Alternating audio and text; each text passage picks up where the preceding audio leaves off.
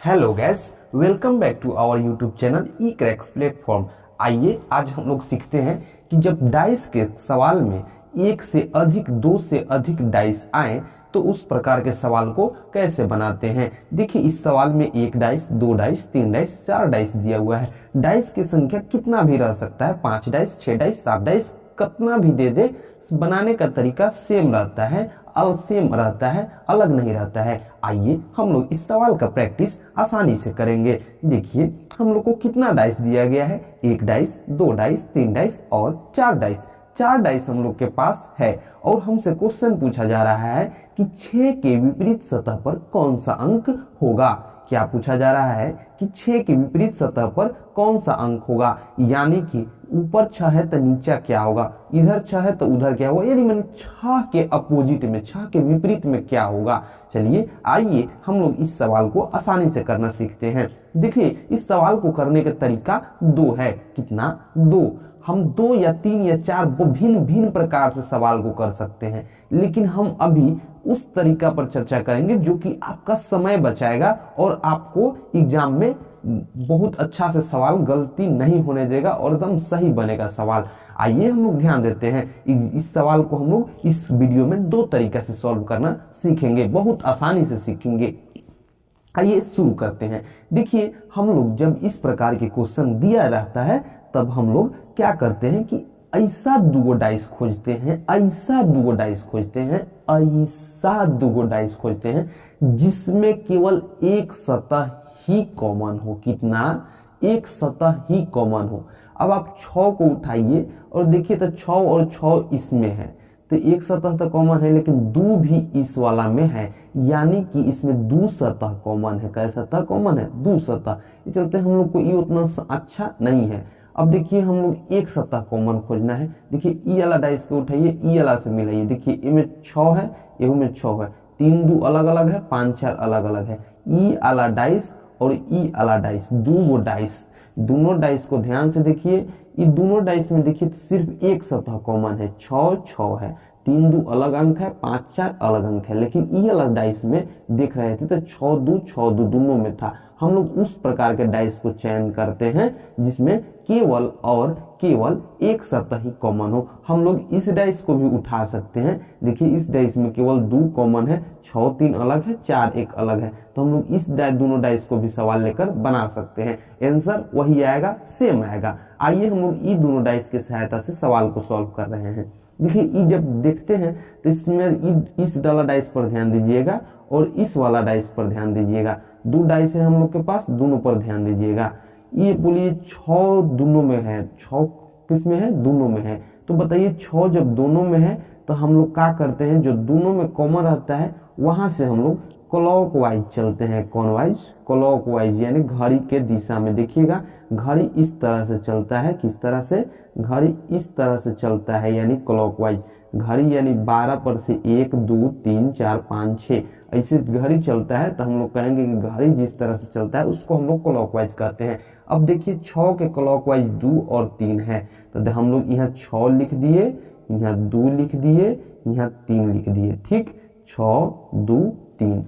6 के क्लॉकवाइज 2 और 3 था, 6 2 3 लिख दिए। अब ये वाला डाइस में ध्यान देते हैं। अब 6 के क्लॉकवाइज मुड़ेंगे तो बताइए, घड़ी के दिशा में मुड़ेंगे तो कौन है? 6 के क्लॉकवाइज 5 है और 4 है, 5 है और 4 है। तो हम लोग फिर 6 को यहाँ लिखेंगे, शुरू में जो कॉमन रहता है उसी को लिखते हैं। अब 6 शुरू में लिख दिए, 6 के क्लॉकवाइज 5 और 4 है, तो 5 और 4। चलिए, अब हम लोग का सवाल बनकर रेडी हो चुका है। 3 का विपरीत होगा 4, 2 का विपरीत होगा 5 और 6 का विपरीत जो बच जाएगा वो होगा। बताइए, 2 के विपरीत कितना निकाले आप? 5। 3 के विपरीत कितना निकाले? 4। और 6 का विपरीत जो बच गया, कौन सा अंक बच गया? तो 1 बच गया। कितना बच गया? 1। तो हम लोग का आंसर होगा 6 के विपरीत सतह पर कौन सा अंक होगा, तो हम लोग का उत्तर होगा 1। क्या होगा? 1। 6 के विपरीत सतह पर 1 होगा। कौन होगा? 1। अब आप नहीं समझे तो एक बार फिर से समझिए इस सवाल को।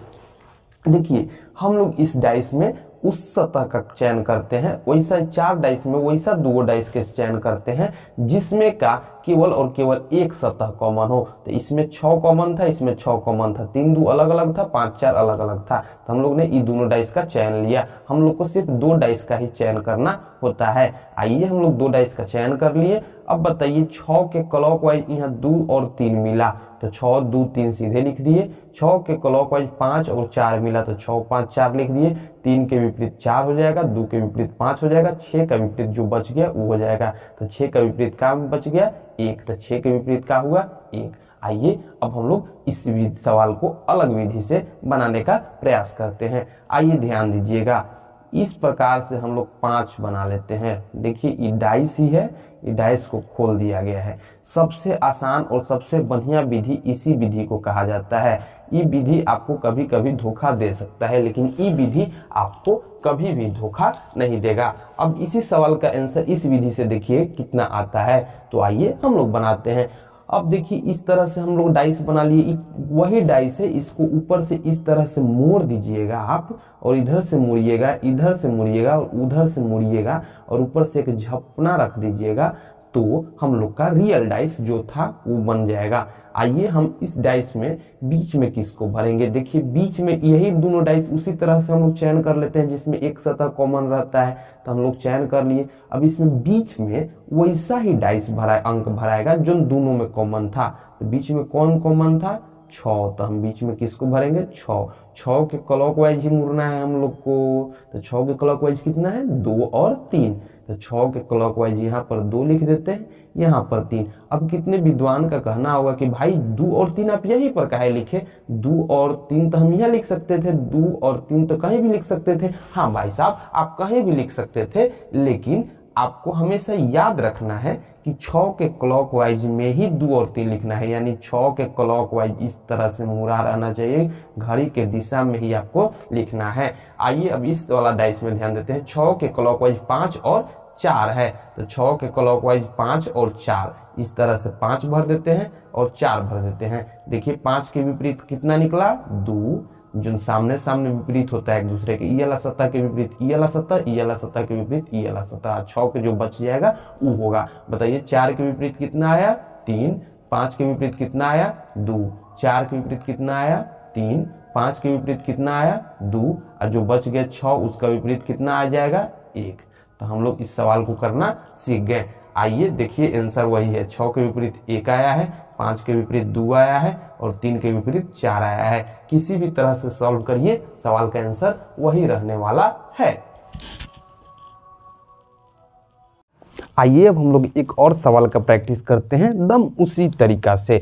आइए देखिए, इस डाइस में क्वेश्चन दिया गया है कि 5 की विपरीत सतह पर कौन सा अंक होगा। देखिए हम लोग के पास 4 डाइस दिया गया है, 1 2 3 और 4। 4 डाइस दिया गया है और पूछा जा रहा है कि 5 की विपरीत सतह पर कौन सा अंक होगा।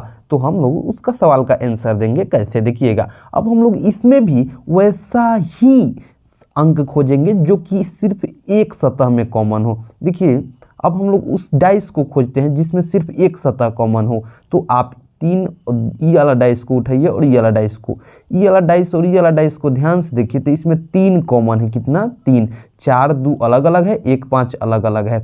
आप ई डाइस और ई डाइस को भी उठा सकते थे। इसमें 3 4 2 है और इसमें 1 4 6 है, इसमें केवल 4 ही कॉमन था। हम लोग सिर्फ ऐसा ही डाइस उठाएंगे जिसमें एक सतह कॉमन हो। तो ये दोनों डाइस में केवल 4 4 कॉमन था, ये दोनों डाइस में 3 3। आप किसी भी 2 डाइस के मदद से इस सवाल को आसानी से बना सकते हैं। आइए हम लोग शुरू के ही 2 डाइस के मदद से इस सवाल को बना दे रहे हैं। अभी आप समझ रहे हैं कि डाइस का चयन किस तरह से करना है। आप ई दोनों डाइस को भी ले लेते तो कोई गलती नहीं होता। आप ई दोनों डाइस को भी ले लेते, ई दोनों डाइस के लेते तो गलती हो जाता है। ई दोनों डाइस के लेते तो कैसे गलती हो जाता है? इनमें 3 2, इसमें भी 3 2, 2 को सतह कॉमन है, नहीं होता। आपको सिर्फ एक सतह का ही कॉमन का चयन करना होता है। आइए अब हम लोग अगले सवाल के स्टेप पर चलते हैं। देखिए इस दोनों डाइस में कॉमन कौन है? 3। कितना कॉमन है? 3। अब 3 के क्लॉकवाइज चलेंगे घड़ी के दिशा में। 3 के क्लॉकवाइज कितना? 4 और 2, तो 3 चले। 3 के क्लॉकवाइज 4 मिला और 2 मिला। कितना मिला? 4 और 2। 3 के क्लॉकवाइज इधर चलेंगे तो 5 और 1 मिलेगा, तो 3 यहाँ शुरू में लिख देंगे और 5 तथा 1। अब बताइए 4 के विपरीत कितना निकला? 5। 2 के विपरीत कितना निकला? 1। क्वेश्चन पूछ रहा है कि 5 के विपरीत सतह पर क्या होगा, तो 5 के विपरीत सतह पर कितना होगा 4, ऑप्शन नंबर बी। आप इस तरह से भी सवाल को बना सकते थे। ये वाला विधि इस सबसे मस्त विधि है, ये आपको बहुत हेल्प करेगा अगला चैप्टर क्यूब में। आइए इसको भी बनाना सीख लेते हैं इसी विधि से। देखिए इस सवाल में हम लोग देख लिए, बताइए इस सतह में बीच में कौन भराएगा, आप बताइए बीच में कौन भराएगा। जो दोनों में कॉमन रहता है तो दोनों में कॉमन कौन है 3, बीच में हम लोग 3 भर दिए। 3 के क्लॉकवाइज 4 और 2, तो 4 यहाँ भर सकते थे और 2 यहाँ भर सकते थे। 3 के क्लॉकवाइज 5 और 1, तो 5 यहाँ भर देंगे तो 1 यहाँ भरा जाएगा। बताइए 2 के विपरीत कितना निकला 1, 4 के विपरीत कितना निकला 5, 3 के विपरीत कितना निकला जो बच गया वो, तो 3 के विपरीत कितना बच गया 6। तो बताइए 4 के विपरीत कितना निकला 5, यानी 5 के विपरीत 4, तो 5 के विपरीत कितना आंसर आया 4। आंसर में कोई अंतर नहीं होता है। ठीक है, मिलते हैं अगले वीडियो में। यदि आप हमारे चैनल पर नए हैं तो चैनल को पहले सब्सक्राइब जरूर कर लीजिए।